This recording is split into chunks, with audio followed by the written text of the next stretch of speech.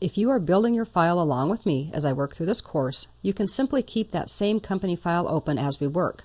If you're just joining in, if you didn't follow all of the steps from the previous chapters, or if you simply want to start each chapter with a fresh file, you need to use a company file from the Project Files folder located on your desktop.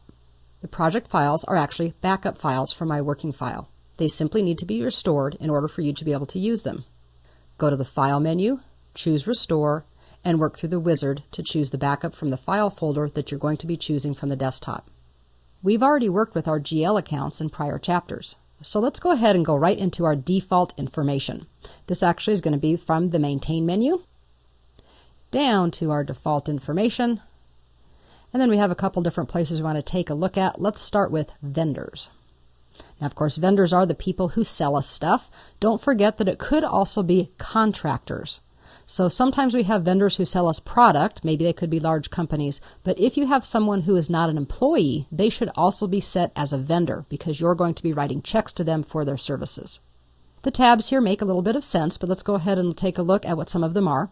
These, remember, are going to be our default when we create a new vendor, so they can always be customized when we create the vendor itself. If you have generic payment terms, then you can go ahead and set those. For example, do you usually pay things cash on delivery, or are they prepaid? Or do you have net terms, like things are due in 30 or 45 days? All of these can be set right from the left-hand side. We hope that you don't do prepaid, and the only reason for that is, yes, you don't have any debt, but remember that that also kind of puts a crimp in your cash flow. You will have already paid for items regardless of whether you sell them or how long it takes you to sell them. If you say that it is usually due in a number of days, a typical term is net due in 30 days. You also can put if you are typically getting a discount. So sometimes it's due in 30, but if you pay in 10 days, you get maybe 2 or 3% off. Remember that all of these are the default, including a credit limit. This tells you at the bottom what our accounts are that are going to be linked by default to each of our vendors. Right now we have an expense account and a discount account. The expense account is currently undefined. That means for each vendor, I'm going to have to choose which area that particular service or product needs to be expensed to. On the other hand, we usually only have one purchase discount. So this again takes care of the accounting. If I purchase something for $100, but I got a discount and only had to pay $97, I need to keep track of where that other amount is going to. Let's move on to a couple other tabs. We have account aging. Basically, when you're talking about how old your account is with a vendor, do you want that based on the date the invoice was sent or the date the invoice was due?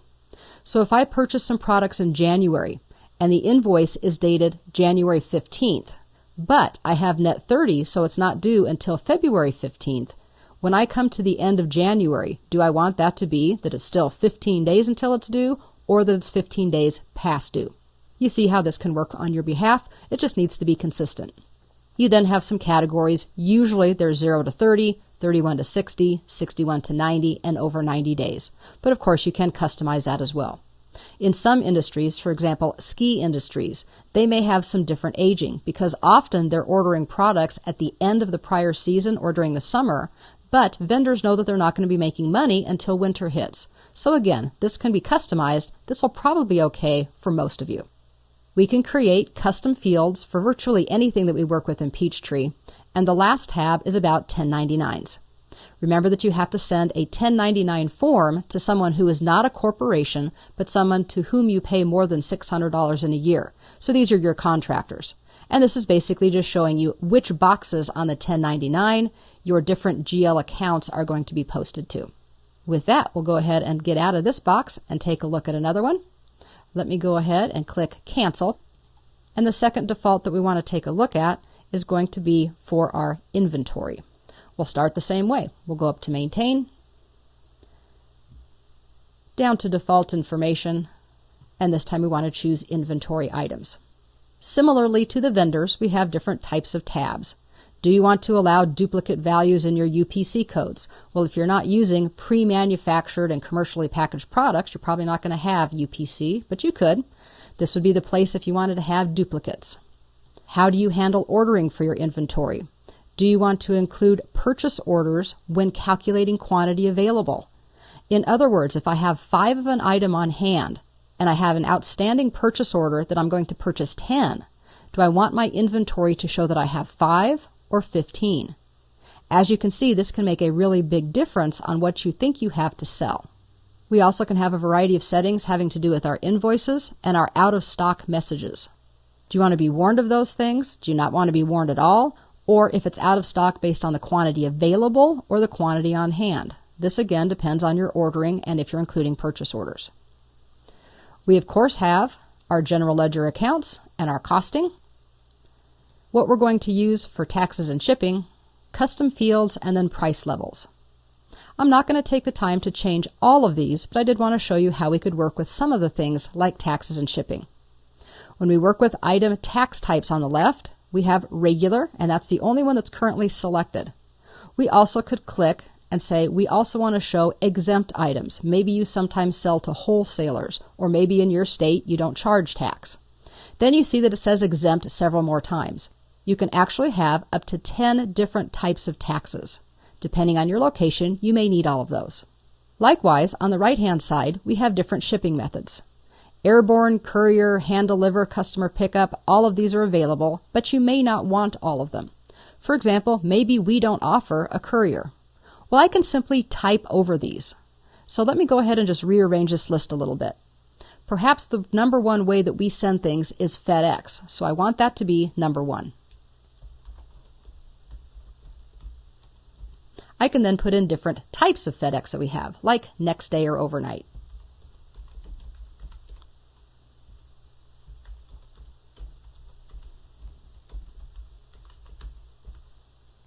Maybe the second way that we use it is using actually U.S. mail. But again, we have priority, and let's call it parcel post.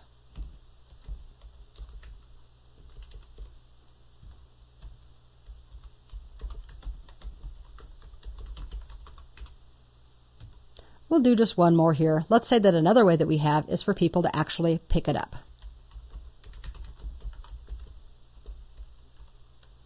I can then come down and simply delete any additional spaces that I don't need. This will be used for the shipping on our invoices, and field number 1 will be the default, so you want that usually to be the number one way that people will be receiving their items or their services from you. I just wanted to point out that in this particular screen, the last tab is price levels. I can add price levels. For example, I could do corporate, and I could do retail or government, wholesale, those types of things. But also remember, in Peachtree Pro, we don't actually get to calculate the price levels. These would show up on the invoice, but they won't be calculated for us.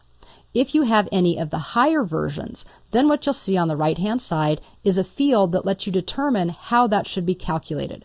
For example, wholesale might be 12% below your cost, or 12% above your cost.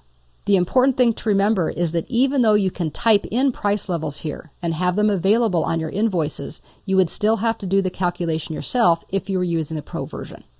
Those are the only two places we have to go as far as this particular chapter is concerned, so I'm going to say OK. And we know that our defaults for both our vendors and our inventory items are set and ready to go.